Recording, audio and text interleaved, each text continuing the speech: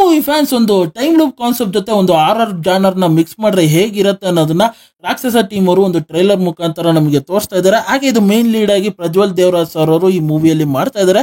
ಜೊತೆಗೆ ಒಂದು ಕಾಪ್ ರೋಲ್ ಜೊತೆ ಕಮ್ ಬ್ಯಾಕ್ ಮಾಡ್ತಾ ಇದ್ದಾರೆ ಅಂತ ಹೇಳ್ಬೋದು.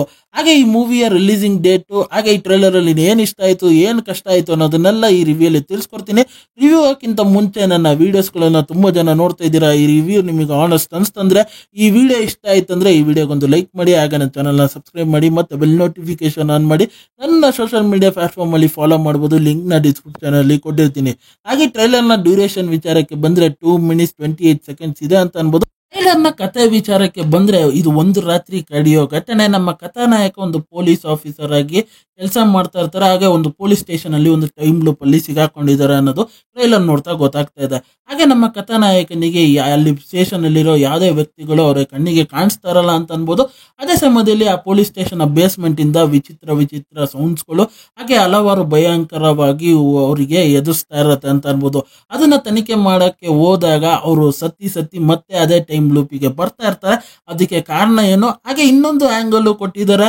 ಕಥಾನಾಯಕನ ಅವ್ರ ಮಗಳಿಗೋಸ್ಕರ ಹುಡುಕಕ್ಕೆ ಹೋಗ್ತಾ ಇದಾರ, ಇಲ್ಲ ಅವ್ರ ಮಗಳ ಸೌಂಡ್ ಪ್ರತಿ ಬಾರಿ ಕೇಳಿಸ್ತಾ ಇರತ್ತೆ ಆ ಟ್ರೈಲರ್ ಅಲ್ಲಿ. ಮೇ ಬಿ ಅದಿರ್ಬೋದಾ ಅಂತ ನಾನು ಒಂದು ಗೆಸ್ ವರ್ಕ್ ಮಾಡ್ತಾ ಇದ್ದೀನಿ. ನೋಡೋಣ ಮೂವಿ ರಿಲೀಸ್ ಆದ್ಮೇಲೆ ಏನಿರ್ಬೋದು ಅಂತ. ಅದ್ರಲ್ಲಿ ಟ್ರೈಲರ್ ಅಲ್ಲಿ ಇಷ್ಟು ವಿಚಾರಗಳು ಸಖತ್ ಇಂಟ್ರೆಸ್ಟಿಂಗ್ ಆಗಿತ್ತು ಅಂತ ಅನ್ಬೋದು. ಹಾಗೆ ಟ್ರೈಲರ್ ಅಲ್ಲಿ ಆ ವಿಜುವಲೈಸೇಷನ್ಸ್ ಗಳು, ಆ ಕ್ಯಾಮ್ರಾ ವರ್ಕ್ ಗಳು ಬ್ಯೂಟಿಫುಲ್ ಆಗಿತ್ತು. ಹಾಗೆ ಆರ್ಆರ್ನೆಸ್ ನ ಸಖತ್ ಆಗಿ ಫೀಲ್ ಮಾಡಿಸ್ರು ಅಂತ ಅನ್ಬೋದು. ಅದ್ರ ಜೊತೆ ಆ sound designing, back ground music ಇನ್ನು ಧೂಳೆಬ್ಬಿಸೋರ ಇತ್ತು ಅಂತ ಅನ್ಬೋದು. ಹಾಗೆ ನನಗೆ ಬೇಜಾರಾಗಿದ್ದ ವಿಚಾರಗಳು ಅಂದ್ರೆ ಆ ಸೆಟ್ ವರ್ಕ್ ಅನ್ನೋದು ಟ್ರೈಲರ್ ಅಲ್ಲಿ ನೋಡ್ತಾ ಖಂಡಿತ ಕ್ಲಿಯರ್ ಆಗಿ ಕಾಣಿಸುತ್ತೆ ಅಂತ ಅನ್ಬೋದು. ಅದನ್ನು ನ್ಯಾಚುರಲಿಸ್ಟಿಕ್ ಆಗಿದ್ದಿದ್ರೆ ಇನ್ನು ಬೆಟರ್ ಆಗಿರ್ಬೋದಾಗಿತ್ತು ಅಂತ ಅನ್ಬೋದು. ಹಾಗೆ ಈ ಟ್ರೈಲರ್ ಅಲ್ಲಿ ಯಾವುದೇ ಕ್ಯಾರೆಕ್ಟರ್ಸ್ ಗಳನ್ನ ನಮ್ಗೆ ರಿವೀಲ್ ಮಾಡಿಲ್ಲ. ಬರೀ ನಮ್ಮ ಪ್ರಜ್ವಲ್ ದೇವರಾಜ್ ಸರ್ ಅವರೇ ಹೈಲೈಟ್ ಆಗಿ ಕಾಣಿಸ್ತಾರೆ ಅಂತ ಅನ್ಬೋದು. ಅವ್ರು ಒಂದು 2 shades ಅಲ್ಲಿ ಕಾಣಿಸ್ತಾರೆ. ಒಂದು ಪೊಲೀಸ್ ಕಾಪ್ ಆಗಿ, ಇನ್ನೊಂದು ಭೂತನಾಗಿ ಕಾಣಿಸ್ತಾರೆ. ಆ ಲುಕ್ ಮಾತ್ರ ಆಸಮ್ ಆಗಿದೆ ಅಂತ ಅನ್ಬೋದು. ಮೇ ಬಿ ಒಂದು ಕಮಾಲ್ ಮಾಡ್ತಾರೆ ಈ ಮೂವಿ ಮುಖಾಂತರ ಅಂತ ನಾನಂತೂ ಟ್ರೈಲರ್ ನೋಡಿದ್ಮೇಲೆ ಅನ್ಕೊಂತಾ ಇದ್ದೀನಿ.